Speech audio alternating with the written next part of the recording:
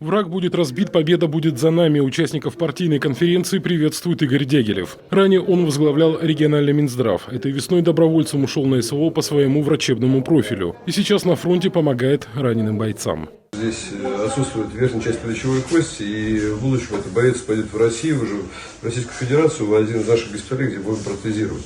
Вот, мы точно знаем, что победа будет за нами, да, Жень? Да, и в любом случае мы победим. В любом случае мы победим. И то дело, которое все вместе мы делаем, бойцы в окопах, медики здесь в госпиталях на передовой, волонтеры, которые нам помогают, все мы точно знаем, что все это ради победы, мы победим. Как только была объявлена специальная военная операция, Коми региональное отделение «Единой России» организовало системную работу по сбору гуманитарной помощи. На фронт отправляют транспорт и технику, медикаменты, стройматериалы и другие нужные вещи. К работе подключились сотни волонтеров, предприниматели и некоммерческий сектор. С самого начала мы уже, как говорится, влились в эту работу для того, чтобы оказывать различную помощь. От гуманитарной помощи в виде предметов первой необходимости до уже военизированной техники, транспортных средств, антидроновых ружей, печи, генераторы и так далее. Все то, что требуется на сегодняшний день бойцам на линии фронта.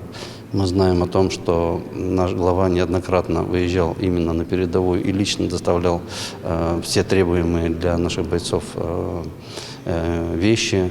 Неоднократно, конечно, к этому присоединялись и все наши однопартийцы. В тылу единороссы оперативно наладили всестороннюю и адресную поддержку участников спецоперации и их семей. В Коми открылись филиал Государственного фонда «Защитники Отечества», а также фонд «Добрая республика». Специалисты помогают военнослужащим и их родственникам решать насущные вопросы, в том числе и на законодательном уровне. Волонтерский центр партии наладил сбор и отправку гуманитарного груза на территорию СВО.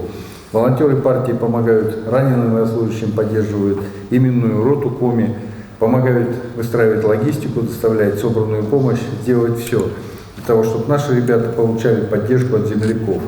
Выступая перед соратниками, секретарь Коми регионального отделения «Единой России» Владимир Уйба отметил, что главная задача партии в наступающем году – это поддержка президента.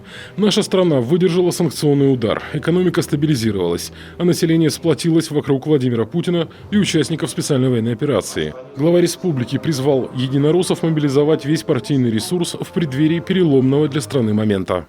В той непростой ситуации, в которой находится наша страна, важно объединиться. Сегодня, я думаю, не время для того, чтобы устраивать какие-то разборки, высказывать претензии, которые напрямую не связаны с комфортом проживания на территории. Мы это во многом видим. Мы видим, что жители, как раз вот это объединение жителей, оно налицо сегодня. И мы настраиваем сегодня глав сельских поселений, настраиваем наши активы на местах, первичное отделение партии на то, чтобы максимально иметь быструю обратную связь от жителей, чтобы можно было решить те или иные проблемы. По итогам выбранного цикла этого года «Единая Россия» заручилась уверенной поддержкой населения. На выборах в местные советы 83% от всех вакантных депутатских мандатов выиграли единороссы, сообщил глава Коми. Районные организации работают активно. Нужно подключать новых людей к реализации партийных проектов, выявлять лучшие практики работы с некоммерческими организациями. Владимир Уйба поставил задачу на 100% использовать все инструменты для привлечения в ряды «Единой России» новых активистов и лидеров общественного мнения. В завершении конференции участники выбрали делегата на Всероссийский съезд «Единой России». В Москве Республику Коми представит мэр Усинска Николай Токаев. Алексей Корчмар, Роман Боровиков, телеканал Юрган.